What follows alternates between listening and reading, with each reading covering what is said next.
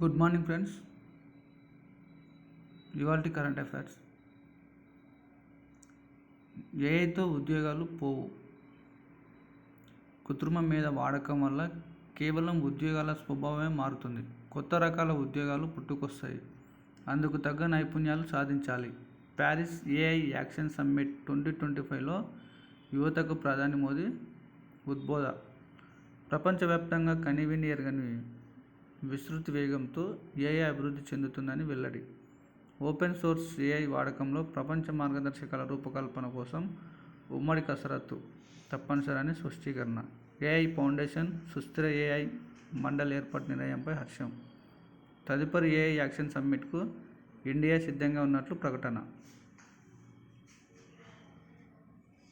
అన్ని రంగాల్లో దూసుకొస్తున్న కృత్రిమ మీద ఏఐతో ఉద్యోగాలు మాయమవుతాయన్న భయాలను ప్రధాని మోదీ అంతర్జాతీయ వేదికగా పటాపంచలు చేశారు. సాంకేతికత వాడకం వల్ల ఉద్యోగాలు కనుమరుగవుతాయని తేల్చి చెప్పారు. కేవలం ఉద్యోగాల స్వభావమే మారుతుందని స్పష్టం చేశారు. ఏఐ వాడకంతో కొత్త రకాల ఉద్యోగాలు పుట్టుకొస్తాయని వెల్లడించారు.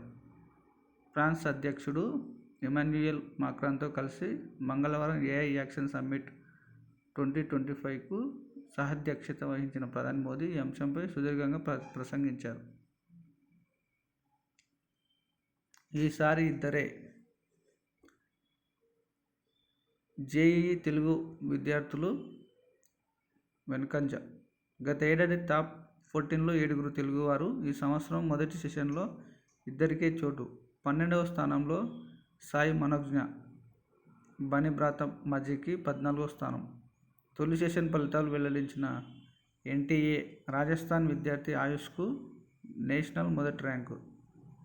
జాతీయ ఇంజనీరింగ్ కాలేజీల్లో ప్రవేశానికి నిర్వహించిన ఉమ్మడి ప్రవేశ పరీక్ష జేఈఈ మెయిన్ 2025 తొలి సెషన్ పరీక్షలో రాజస్థాన్కు చెందిన ఆయుష్ సింఘాల్ జాతీయ స్థాయిలో తొలి స్థానంలో నిలిచాడు. ఈ పరీక్షలో ఈసారి తెలుగు విద్యార్థులు పూర్తిగా వెనుకబడ్డారు.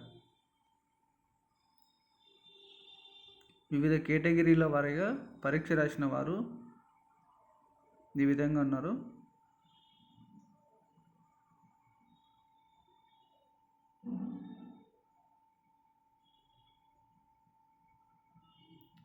స్థానిక తేదీలపై నేడు స్పష్టత.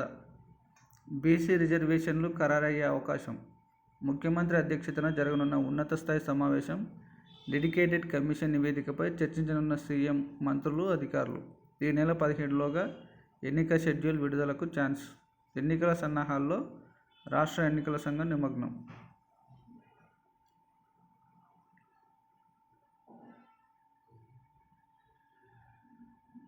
తొలుత ఎంపీటీసీ ఎన్నికలే నిర్వహించాలని ప్రభుత్వం నిర్ణయించింది.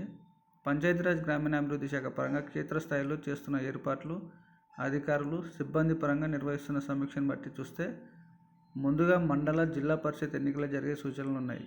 బుధవారం ఉదయం ఏసీఆర్ హెచ్టీడీలో ఎంపీటీసీ, జెడ్పీటీసీ ఎన్నికలపై జిల్లా కలెక్టర్లు, అదనపు కలెక్టర్లు, ఆర్డీఓలు, సీఈఓలు పంచాయతీరాజ్ శాఖ శిక్షణ అవగాహన కార్యక్రమం నిర్వహిస్తుంది.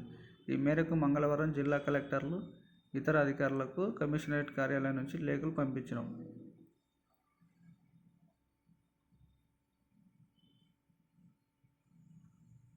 సౌదీలో ఈ స్పోర్ట్స్ ఒలింపిక్స్ 2027లో తొలిసారి ఆతిథ్యం. మొట్టమొదటి ఒలింపిక్స్ ఈ స్పోర్ట్స్కు సౌదీ అరేబియా ఆతిథ్యం ఇవ్వబోతున్నట్లు 2027లో సౌదీ రాజధాని రియాద్లో ఎలక్ట్రానిక్ స్పోర్ట్స్ విశ్వ క్రీడలు జరగనున్నాయి. గత ఏడాది ప్యారిస్ ఒలింపిక్స్ సందర్భంగా ఈ ఏడాది ఈ స్పోర్ట్స్ మెగా ఈవెంట్ నిర్వహించాలని మొదట అనుకున్నారు. అయితే ఇది కార్యరూపం దాల్చేందుకు ఇంకో 2 ఏళ్ళు ఆలస్యం అవుతుందని. అయితే 2027 నుంచి రెగ్యులర్గా ప్రతి 2 ఏళ్లకోసారి మెగా ఈవెంట్ ఈ స్పోర్ట్స్ నిర్వహించేందుకు సౌదీ ప్రభుత్వం అంతర్జాతీయ ఒలింపిక్ కమిటీ ఐఓసీతో 12 ఏళ్ల ఒప్పందం చేసుకుంది. గత ఏడాది జూలై, ఆగస్టు నెలల్లో రియాద్లో ఈ స్పోర్ట్స్ ప్రపంచ కప్ జరిగింది. Call of duty, Fortnite, street fighter క్రీడాంశాల్లో పోటీలు నిర్వహించారు. అయితే ఇందులో సాధారణ షూటర్లకు లేనిది తేలలేదు. త్వరలోనే దీనిపై స్పష్టత వస్తుంది. సౌదీ క్రీడల మంత్రి prince Abdul Aziz bin Turki Al Faisal నేతృత్వంలోని 6 సభ్యుల కమిటీ ఒలింపిక్స్ ఈ స్పోర్ట్స్ క్రీడాంశాలపై చర్చించనుంది.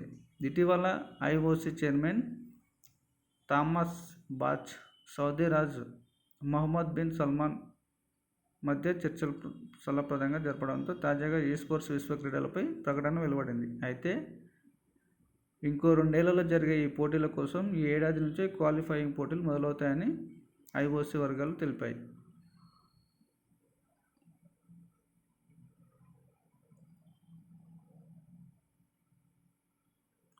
జ్యోతి డబుల్ ధమాకా.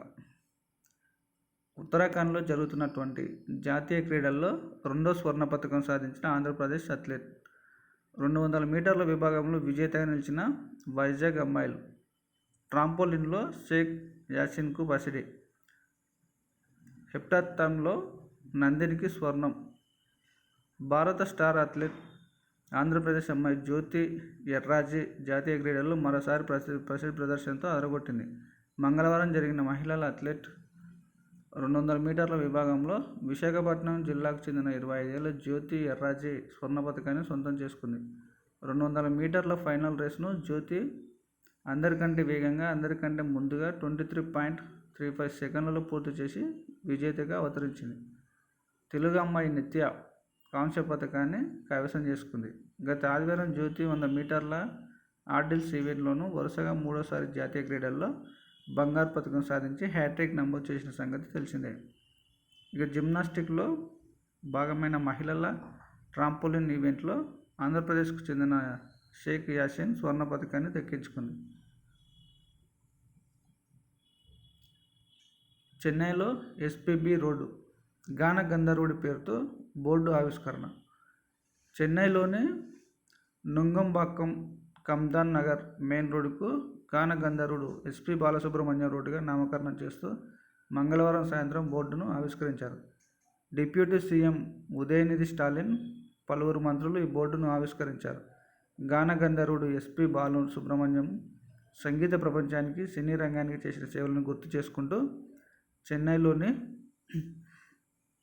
రోడ్డుకు ఎస్పీబీ రోడ్డుగా నామకరణం చేశారు.